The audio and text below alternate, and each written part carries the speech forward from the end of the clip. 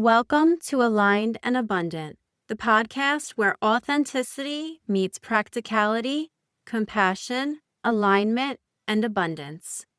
I'm your host, Christine Marcario, and I help you slow down, become more mindful, improve your mental and emotional health, and live life on your highest timeline. Together, we'll talk strategy, life lessons, and share inspiring stories of people who have overcome obstacles, grown through their pain, and risen above adversity. If you are looking for divine inspiration rooted in love and light, paired with practical tools and encouragement, you're in the right place at the right time. From one heart to another, you are an amazing and divine soul with a purpose. Take my hand and let's walk this path together. Welcome back to another episode of Aligned and Abundant. On today's episode, I have a very special guest, Lauren Komanitsky. She is a professional tarot reader who channels spirit guides and the angels to bring clarity and guidance to her clients.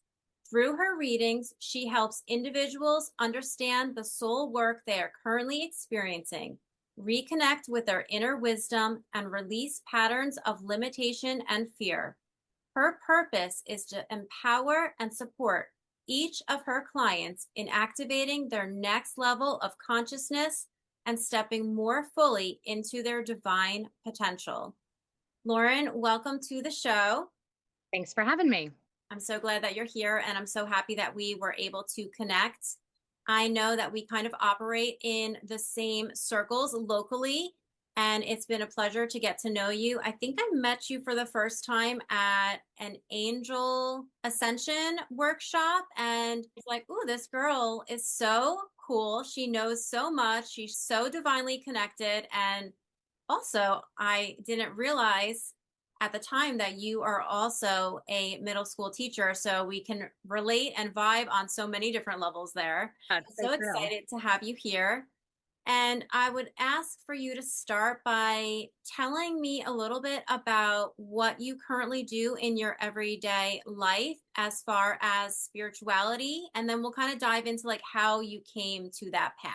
Okay, sure. My everyday life, I guess the best way to put it is I walk my path to the best of my ability at all times. So that means that teaching during the school year, I look at the role that I play for my students as sacred, and I look at them as souls on a journey.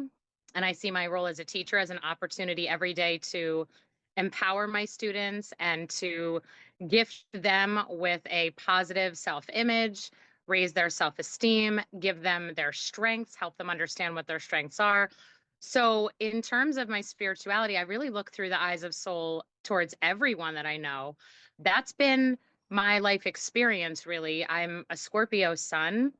And if you know me, I practice astrology, and that really is an awesome lens to look at things through. And as I learned more about astrology as I became an adult, it made sense to me because even as a kid, I always looked at people for their potential. And I always looked at friends and just anybody that I had ever met and saw them, accepted their weaknesses, accepted the problems and the flaws, and really saw what they could be and saw them for the worth that was underneath maybe trauma or anything else. So that's really how I live my life, as a teacher. And then in my spiritual business, my job is to make sure that when a client ends a session with me, they feel much better than when they started. They have clarity, they are connected to their strength, they remember who they are on a soul level. I think one of the most important things about this life is to understand that we're souls having a human experience and what that really means, and to be able to see the symbolism and the wisdom behind our experiences, our problems, our challenges. My job is always, I think, to make sure people understand in any age group that your challenges are opportunities for growth and for expansion, and that we can really overcome anything. I truly believe that. So when it comes to my daily spiritual practice, it is looking at people through that lens, looking at the emotional currency that people are working with, the exchange that's happening in any encounter that I have, even with strangers. It is something I've always picked up on, the emotional energy that people bring in, what's in your field. It's something I can read into. I've been reading people's fields since before I even knew what that meant. I feel like the sensitivity that I use through life is simply something that I was born to do. And for my own practice, I talk to my guides and my own spirit team 24 hours a day. I feel like they're my best friends. People listen to me talk to myself all the time. And it's because I'm talking to my team. And that has definitely been my spirituality has been a foundation of who I am my whole life. So it's how I wake up and it's how I end my day and it's every moment in between. I literally love everything that you just said, and I can so resonate with that because I feel like I have the same lens. I feel like I look at everybody, no matter the age, as a soul who's here to learn and grow, and it is our job to hold that space for them so that they can come and see their potential within themselves no matter what age. And that's one of the beautiful things of being a school teacher is you do have such an impact on so many young minds, and it's really a beautiful thing when you have someone in an inspiring role that holds that space for you, because honestly not everybody does. So I commend you and thank you for holding that space, because you're probably one of those teachers that the students love because you see them as an individual. So that is just such a beautiful thing. And I also am curious as to when did you feel like you could start feeling everybody's energy? When did the relationship with your spirit team come around? Like, how did that develop for you? Because there are so many people that don't even know what we're talking about when we say like spirit team or a spirit guide. They kind of might look at you with Yeah. a side eye. So tell me a little Yeah, bit because it's about like, not something we're all taught, right? Yeah. totally, totally.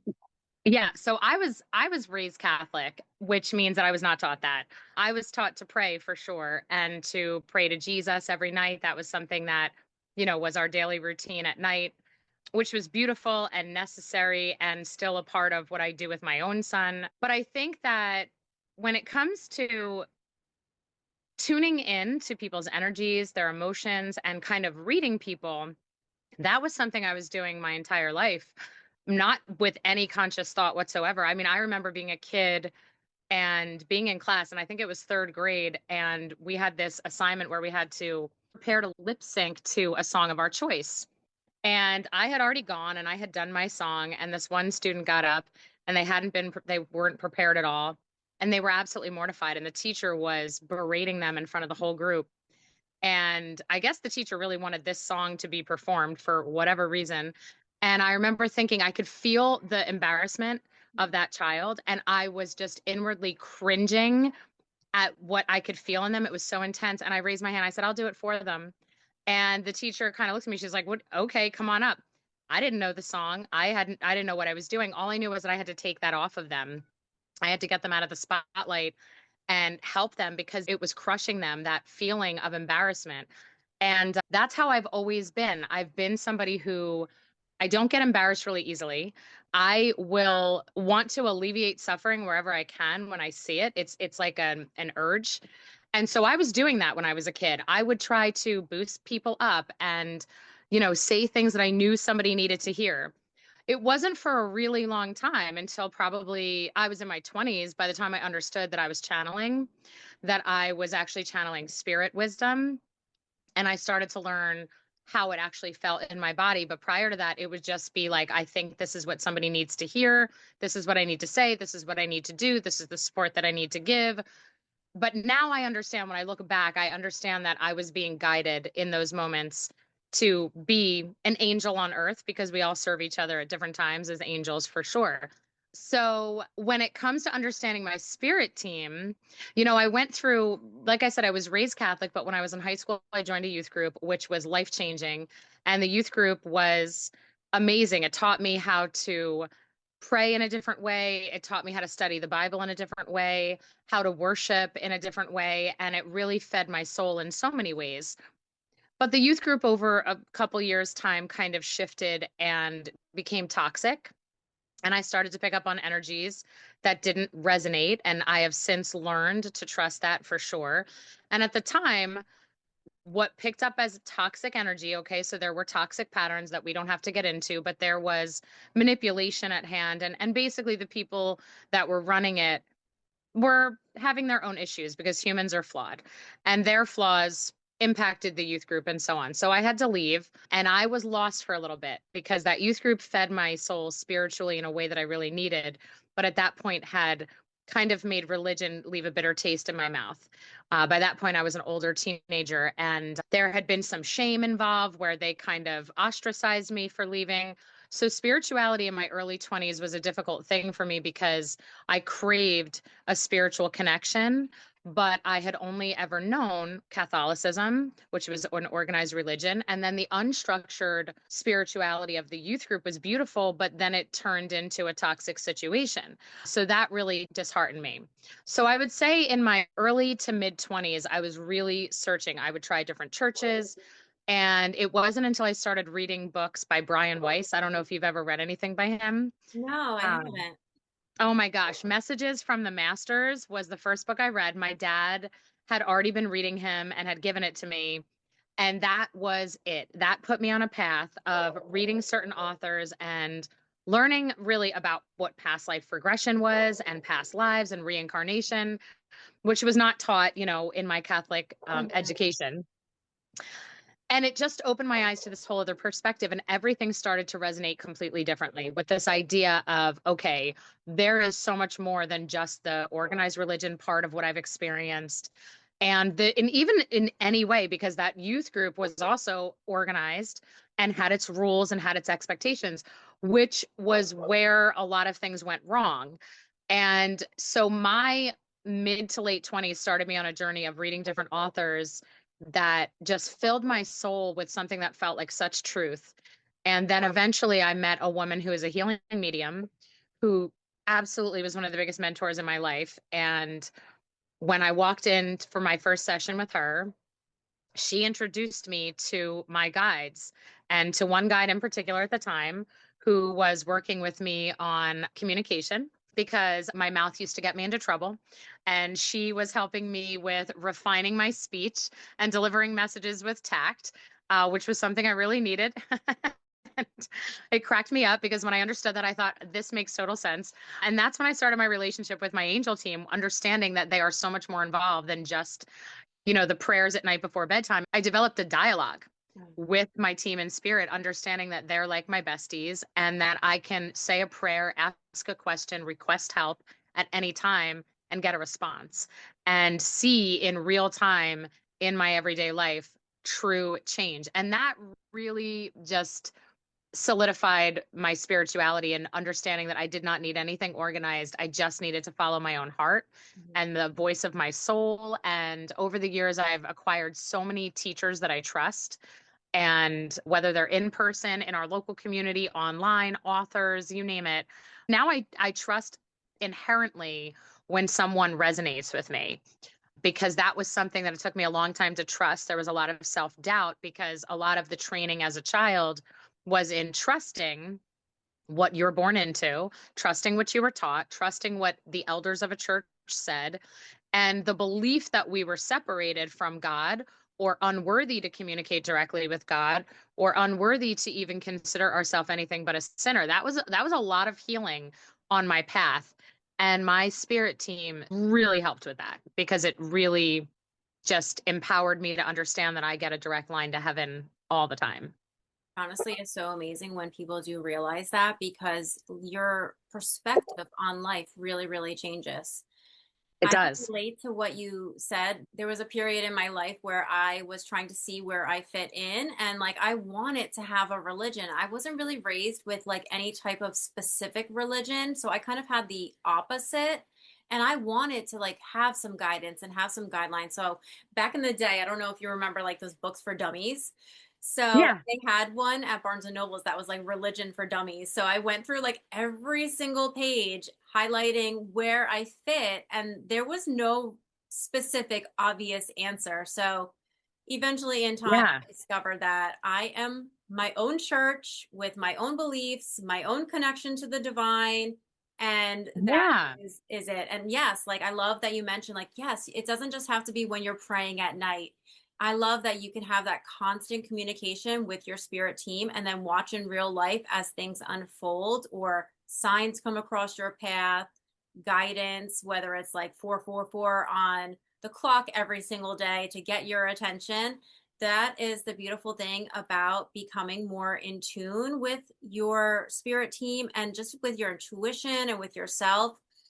And I think that sometimes we have to go through these trials and errors or these seasons in our life where we're kind of shown the opposite of what we want or where we're going to end up. And there's nothing against having a religion or a strong No. faith in organized religion, but it's not for everybody. And I think it's important to recognize that as individuals, just as you would treat your students, right? Everyone is an individual and they're entitled to how they believe because we're all human, like you said, and we are just all here on our own journey with our own mission and our own lessons that we have to overcome and learn. And I just love that it sounds like you've had kind of such a fun life as far as spirituality. And I'm so excited to hear and learn more about it.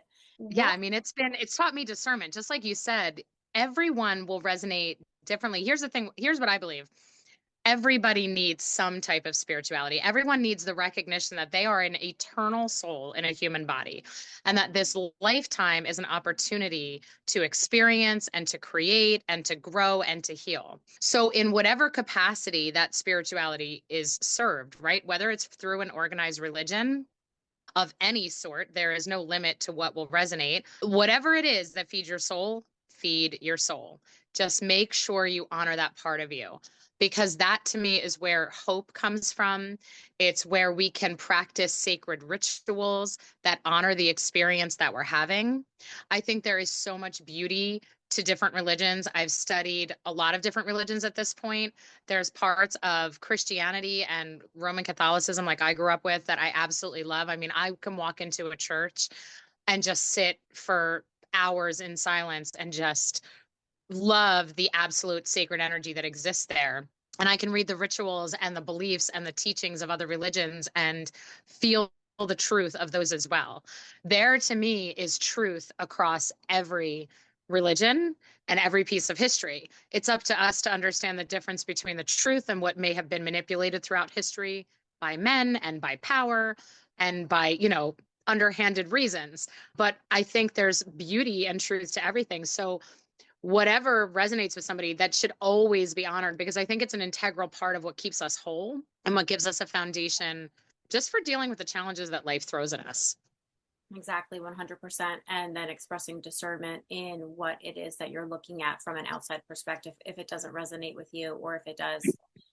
And I can relate to that also because when I was actually in Dollywood over the summer, there was a church in Dollywood. And yeah, I told my mom, I said, hey, watch the kids. And I went in and I just sat in there because the energy in there was just so beautiful. And just to be in that space where Yeah.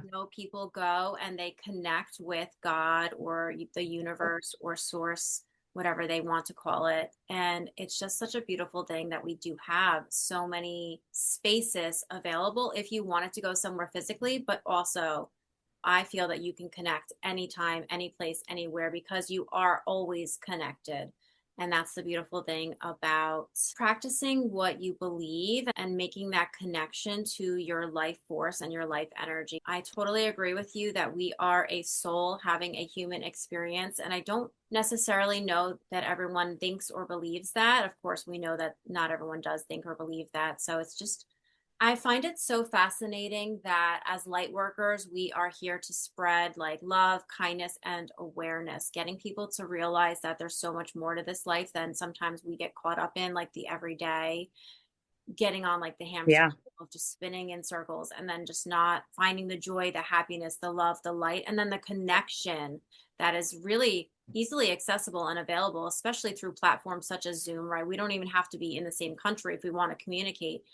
So I feel like as humans and technology, we've come a long way, but there's always the standard roots that we all share, that we all have in common. And so it's just so important to find spaces and people that make us feel good and remind us of who we are, our inner strength, our inner power. And then I love that you offer tarot and intuitive readings because that is sometimes all someone needs to like turn the light on, Yeah. for them to see that there's other possibilities or change. So tell me how you grew into your tarot business, your reading business. Yeah. Well, as much as I love religion, I love psychology. And that is what resonates with me with tarot, because the tarot system is really based on psychological premises and archetypal patterns of humans, right? So I love the lens that tarot can give us. I had grew up with my aunt. My great aunt used to read cards. And so even though we were Catholic, there were very spiritual rituals that were not part of the religion. She was a tarot reader. My grandmother used to do spell work. They would never call it that. They wouldn't really give anything a name and they really wouldn't acknowledge it, but yet they were doing it. My Italian family, the women have always been super spiritual and witchy. But Love that. she used to read a deck of playing cards when we were kids. And it was just so magical because she would predict the boyfriends and she would predict the problems. And she was unbelievably accurate. And she was just so magical. So back in, I don't know, maybe like 2014, I saw a tarot deck in Barnes and Noble. And I thought, you know what? I totally want to know what I want to see these cards. I want to know what these cards are like. So I picked it up and then little by little, I just couldn't put it down. I was so curious. Never did I ever predict I'd own a business and actually do this professionally. It was 100% just curiosity and like a magnetic pull, which I highly advise everyone always follow where you are magnetically pulled. Whatever attracts you resonates with your soul. So make sure you go for it. So I picked up the tarot deck and eventually I bought some books and I just started journaling. I would pick out a card. I would study the meaning of the card from lots of different sources and I would doodle and I would journal and I would reflect. And over time, I started to learn the system and I started to follow tarot readers online that I really enjoyed listening to. And I really enjoyed listening to the way different people had different styles of reading. And then when you combine that with all of the other authors that I was studying, a major author for me was Carolyn Mace. She's an amazing teacher. And she has a book called Sacred Contracts, and she teaches archetypes. And all of that ties in with tarot so beautifully. And even the understanding of ourselves as energy beings with our chakras and understanding how our chakras tie to our human body and to our psyche, all of the ways that you can study, if you study Reiki, if you study energy healing, if you study the energy anatomy of the physical body, which is something that I study very deeply. I'm working on my own project with that. When you study different forms of healing that are a little bit less traditional than the regular, Western medicine that we practice, and you study archetypal psychology, and you don't even have to study it. You just kind of dabble with it a little bit. You will pick up on your own patterns and be absolutely mind blown as to how it all ties together in your everyday life, your everyday experience of what matters to you, where your mind is at, where your body is at, what season of life you're in, the challenges you're experiencing. So once I started giving tarot readings to friends and family, they were like, you got to do this for other people because you could really help people. And so then I started giving out free readings at fairs just to practice and see if I could read for strangers because I was a nervous wreck. And then here we are, flash forward however many years. And it is one of the best ways I find to connect with people because the cards themselves tell a story. And there is so much growth and personal development that's available in a deck of tarot cards because they are mirrors for what we go through as being humans. They mirror everyday life. And not only that, but I apply astrology. Astrology also mirrors everyday life. And again, archetypal patterns. And this is the way my brain thinks. I see patterns, I see symbols. I am a lifelong learner. I love language. I love speaking and communicating. It's part of who I am. So tarot for me has been one of the best tools for myself and to be of help to people just because it fits who I am so well. Yeah, that makes perfect sense. And I love that you kind of did a deep dive into all of that to figure out how the pieces all came together for you. I'm laughing because I actually have the archetype by Carolyn Miss right here. And so this is a newer deck to me, so I haven't done too much with it, but Yeah, it's one of my favorites. it's been on my mind. What is your perspective of a sacred contract? I'm really curious. Yeah, well, our contracts are our soul agreements that we have with the people in our lives. And those well, they're certainly our family. our close friends, our romantic relationships, but they can also be short-term relationships, coworkers. We can have a sacred contract with strangers. We can have a contract that lasts for one interaction, like when you're being an earth angel for somebody. A sacred contract to me is a pre-made soul agreement that we do, before we even incarnate, an agreement that we will serve roles in each other's lives. And what's really important for me to help people understand, especially because we live in a culture where soulmates are romanticized and the idea of like having a soulmate is like your one true love. And I think that that is not absolutely at all accurate, because I think that we serve as a teacher to everyone that we have in our lives. And your soulmates are your family and your friends and your multiple love relationships, because everybody's teaching you something different. Everyone is activating different parts of you through the way you experience that relationship. And I would say that some of your absolute most sacred and important contracts will come through your most difficult relationships, because the people that test you and the people that really force you to grow, force you to be strong, force you to trust yourself, to communicate, to advocate, to have healthy boundaries, to step out of your comfort zone. Those are the people who are doing some really important work for you, even though the perception may be that they are not for you, they're against you. Because when you look at things through soul's eyes, Carolyn Mace describes in that book, I have the actual book, but I like to listen to audiobooks. So there's a whole lecture that's recorded for hours and hours at a conference she once gave on sacred contracts. And she talks about how prior to incarnating, souls are up in heaven and you're saying, okay, I want to learn boundaries in this lifetime. That's going to be one of my main things. And your bestie in heaven raises their hand and says, okay, I'm going to cross all your boundaries.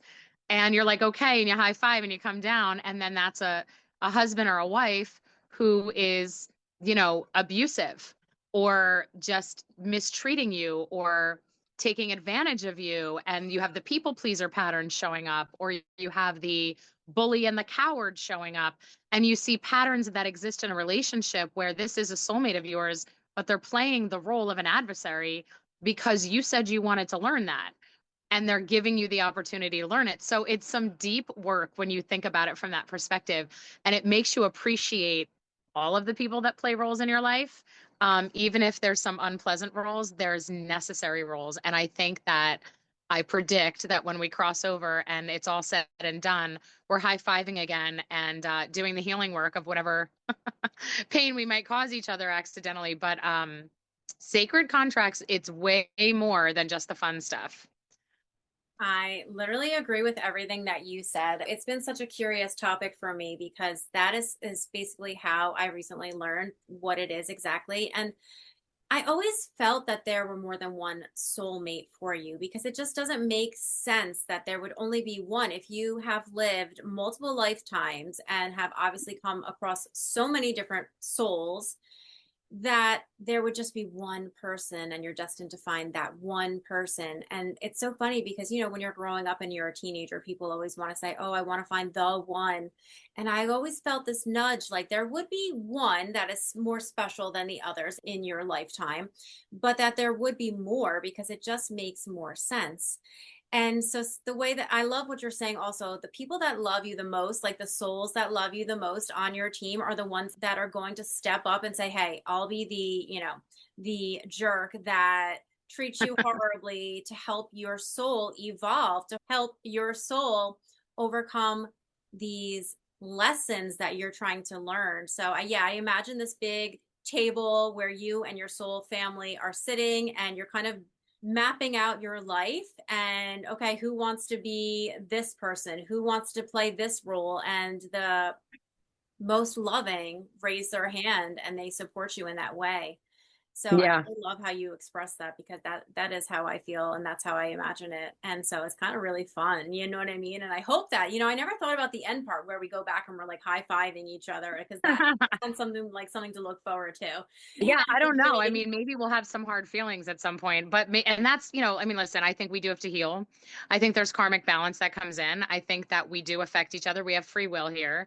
So I think that even the hardest contracts, I think there's probably some, rehab that has to happen. Oh, 100%. Um, and maybe some give and take, in terms of the specifics of the contract and the experience that we have. But what's interesting, like I said, when I study astrology, I study something called family threads.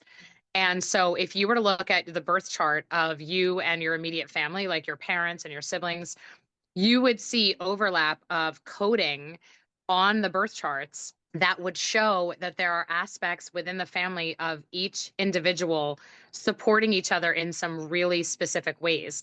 Not only supporting in terms of like having coding that it is really helpful where they're setting positive examples and showing how to use certain archetypes to a highest power. There's also going to be coding that will be triggers for each other, that will push each other's buttons, and that will be difficult to relate. So even in the astrology work that I do, you can see the soul contracts that exist and where the light and the shadow can exist between people. It's wild. That's really cool. I'd really actually love to hear more about that. So when you say coding, okay, so pretend that someone knows nothing about what you're talking about. Sure, yeah. So if you ever look at your natal birth chart, your birth chart is a map of where the stars were the moment that you came into the world, the moment you took your first breath. So it shows where the sun and the moon were and where the planets were. And it'll map it out on the wheel of the zodiac, which is the 12 houses.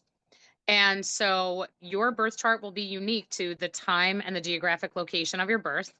And where those planets and signs fall within that wheel will indicate where your growth and lessons will be primarily throughout your life. Now, these would be like your major lessons. This would be the major growth and plan of evolution that you decided on. The parts of life that you knew, as a soul, you really wanted to heal, maybe past life traumas, you want to heal through some limiting beliefs, you want to heal on behalf of the family line. And you actually can see, we can read that natal birth chart and understand what aspects of life you'll be working within. So in other words, that those 12 houses all correspond with developmental stages of life from birth to death, from birth to adulthood, and cycle through. And it also corresponds with different aspects of everyday life and different aspects of being human. And those planets and those signs carry their own archetypal energies or patterns. So when you kind of mesh that all together, you can get a really interesting reading on what's most important to that soul in this lifetime. And you can even see where some energies will work against each other, some energies will work for each other. Those are different aspects and different angles that are presented based on the placement.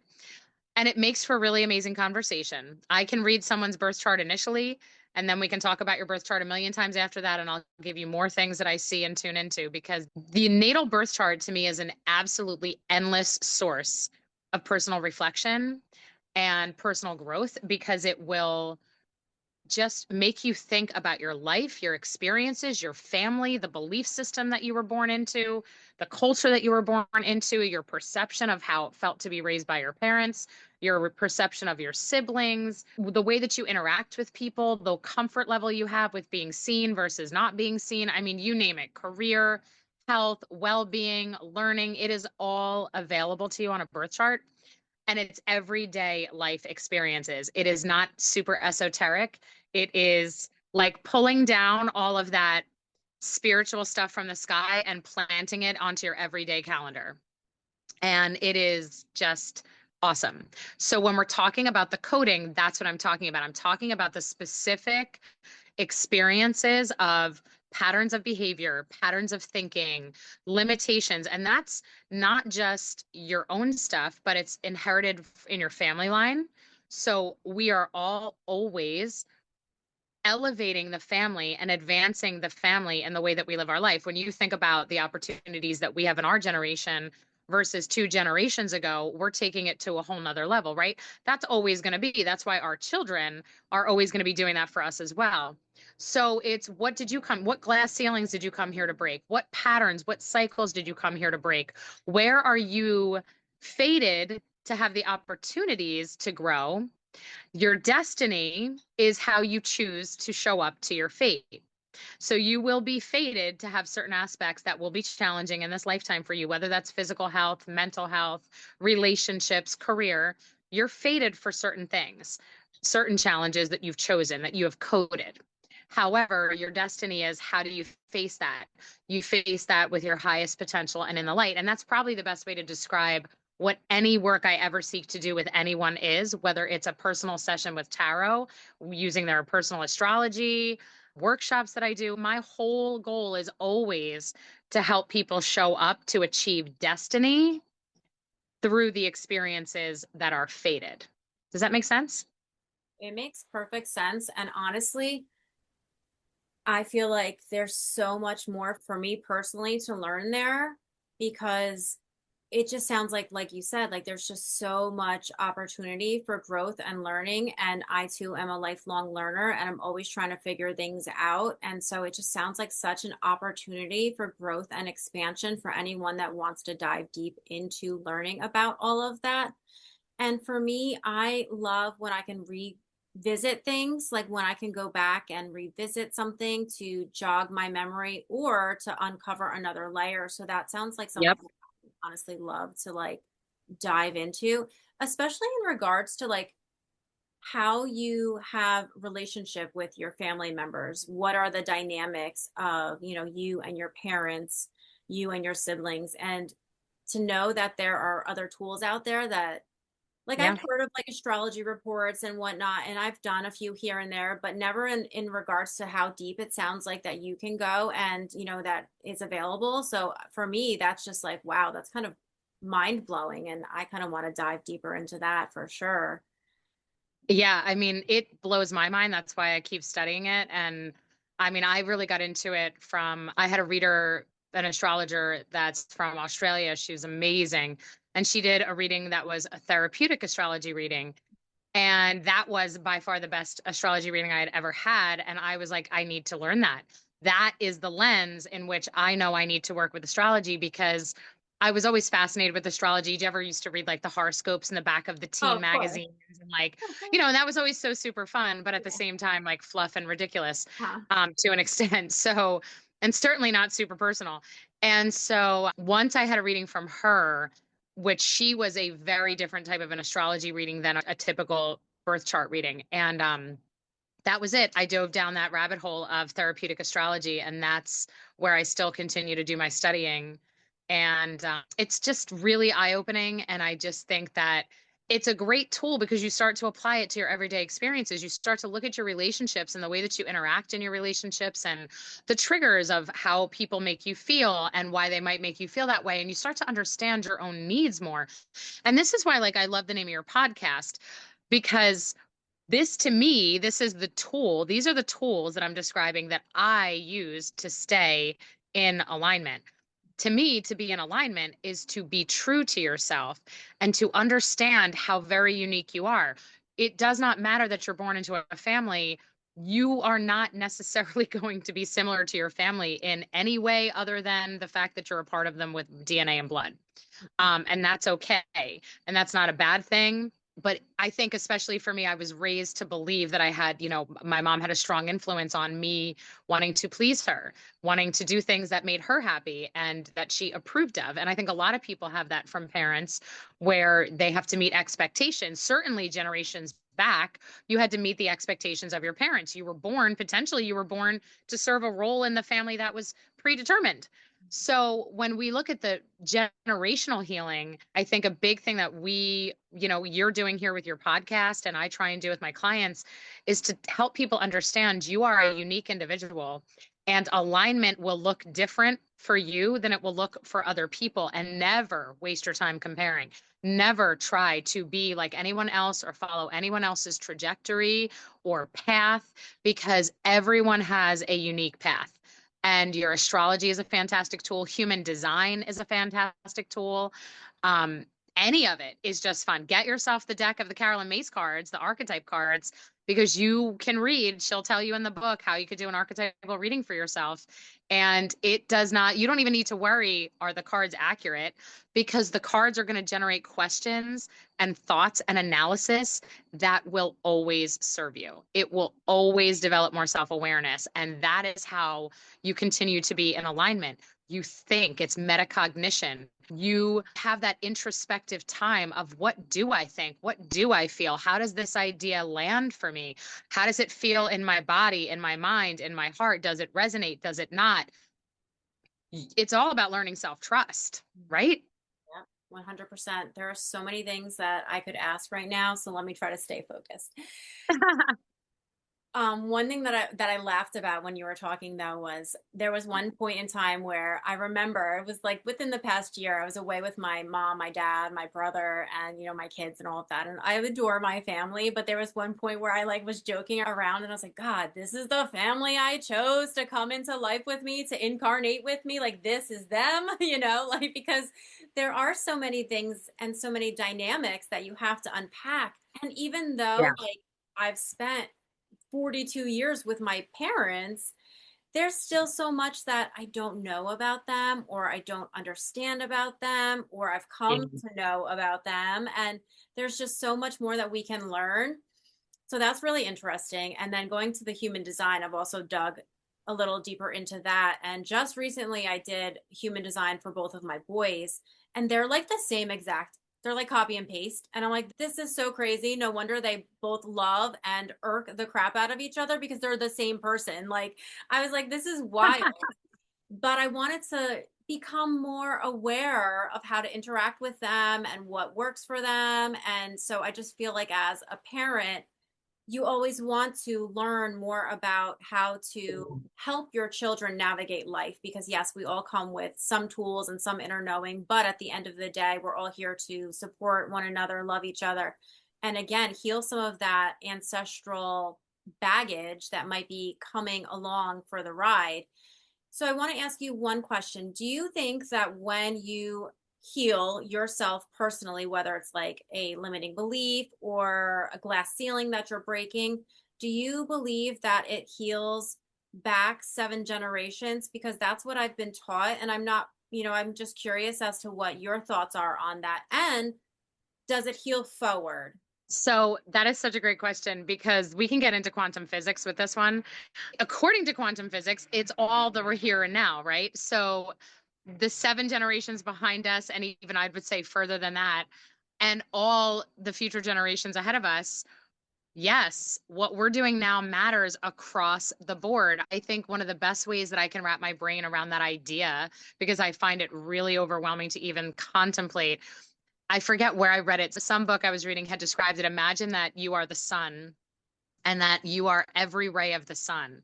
And every ray of the sun is you in a different incarnation and in a different moment and in a different timeline, but you're happening simultaneously. And not only are you every ray of the sun, but everyone is every ray of the sun. We are the sun. It is us in everybody, in every time, in every experience, all doing the thing. And that it all boils down to just God, just one, just source energy experiencing itself. I mean, it's so mind blowing to even try and figure that out. But there is no doubt in my mind that the work you do right now matters.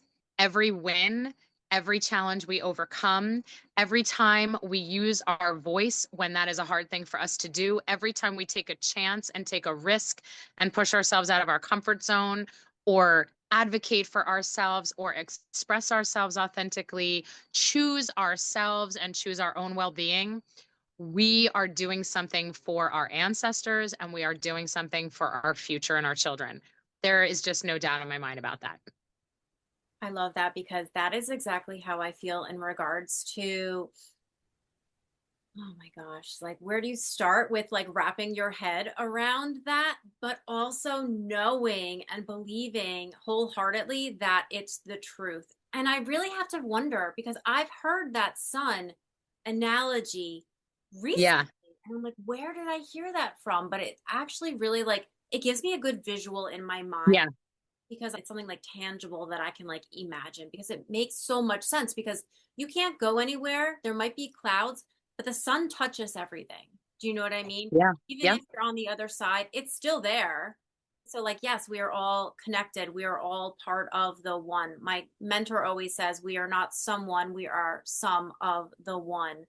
And I just think Yeah. that it's just so beautiful. If we continue to be aware that that is our truth, and we continue to choose what lights us up, what heals us, then we are doing so much for everybody, for everyone who is connected to us. Because, yes, in the world of quantum physics, you are all simultaneously living at the same time. And then, so yes, if I'm leveling up, right, then it's affecting everything, especially with, I've been doing some work with a healer, and we do a lot of inner child work. So, and it doesn't just have to be, when you say inner child, everyone thinks automatically like, the little 3-year old, the 7-year old, but you can even go back like 2 years ago. Like, that's still a past version of yourself that might need some healing. So then when you are able to connect to that version of yourself, and you're able to heal something, right? You're able to close a door after putting a magnifying glass on it.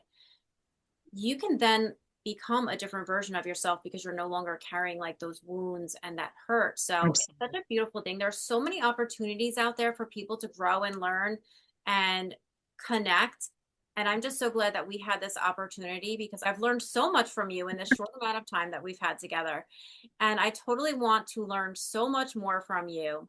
In honor of your time, tell my listeners where we can find you, what you currently have going on as far as offers, ways to connect with you. Tell us everything. You can find me at soulstrengthtarot.com.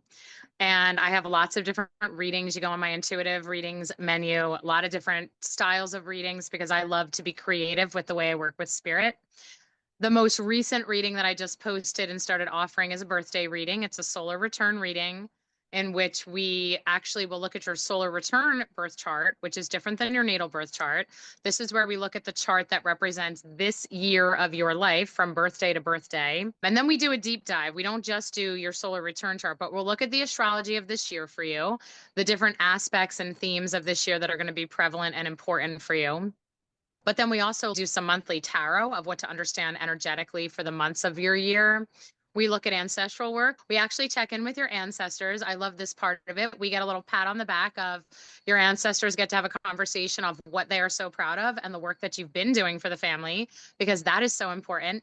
And as well as, what do they need you to keep working on this year on behalf of the family line? We do archetypes. We do numerology. I love numerology. So we do some numerology for the current year that you're in. So the birthday reading is a really fun one. It's a really fun one if you want to give a gift to somebody as like a fun birthday gift. That's a fun thing to do. It's a 90-minute reading. All of my readings are recorded on Zoom, so they get sent to you when we're done. This way you can always refer back. I also do a healing circle once a month at Pink Moon Yoga and Wellness, which is in Silverton, Toms River, New Jersey. And my next one will actually be on November 2nd. It will be in honor of Samhain, but a little bit closer to All Saints Day, which is a really special time of year. And what else? November 11th, if you're in the local area in Ocean County, I will be working with one of my favorite people to work with, Nikki Linarello, who is a fellow healer and friend of ours. And we're going to be doing an 11/11 portal circle, because 11/11 is a very auspicious date. It is a gateway. It's a high energy. It's an awesome time for manifestation. So if you are looking for anything in person, that will be listed online. And you can certainly follow me on Facebook. I have a group called Soul Strength. I do try to do live weekly readings in there. And I'm also on Instagram, Soul Strength Tarot. Yep. And we'll drop all of the links where you can find Lauren in the show notes. I want to ask you about your birthday reading. Is that best to do around your birthday, or does it not matter? So it's best to do it around your birthday. So we can do it retroactively. In other words, let's say your birthday was July and you want to do one now. We'll still be looking at from the start of this particular year until you turn the next age. So it's not that you can't, but I would say it's probably the most fun when you do it closest to your birthday. But then there's also the really great value of reflection when you look back at the months that have already passed. And as I'm pulling on those months and we're tuning into those months of the energies that were at play and being able to see, wow, okay, yeah, the way that it actually shows up. When we're doing any kind of a reading, we're always looking at the big energies. We're looking at the themes, the relationship themes, the mental health stuff. Where is our mind at? Where are we at in terms of big decisions, anything like that? And so when you actually look behind you, it's fun to see how those big themes actually showed up in everyday life. So that's one of the values when you do anything. I actually like to listen to, I don't know if you listen to YouTube readers, but I have quite a few people that are like, I'm like a fan favorite. And I will wait a week or two after they post a reading that's for a certain amount of time because I want to have lived through it. And then I listen to their reading and I think about how their reading corresponded with what my lived experience was. And it's fun because it makes you think about what you just experienced from, again, that higher consciousness, that soul wisdom and perspective. And I think that's probably the best piece of advice I can give anybody ever is see the wisdom and the higher consciousness to the mundane aspects of your everyday life because your purpose lives in the details. And the way you respond to everyday life literally makes or breaks this whole thing. So I love that. I was going to ask you, what advice would you like to leave our listeners? And you just knew. perfect. I love how many things that you're offering. And I personally can't wait to do my own birthday reading. My birthday's in January, so it'll be a little bit, but I'll wait. But I will definitely see you at the 11/11 event. That sounds like such a magical experience. Oh, yay. Okay, great. I love doing this and being with you and Nikki in person. So that is such a beautiful thing that I'm looking forward to.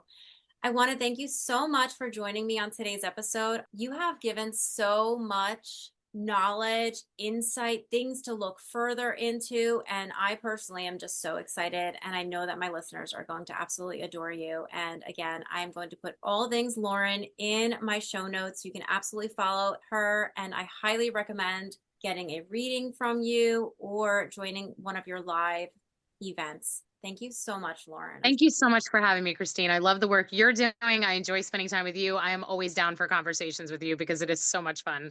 You know, to have conversations with a like-minded soul is just, I could do it for hours. Same. We could talk all day. Seriously. Love it. Thank you so much.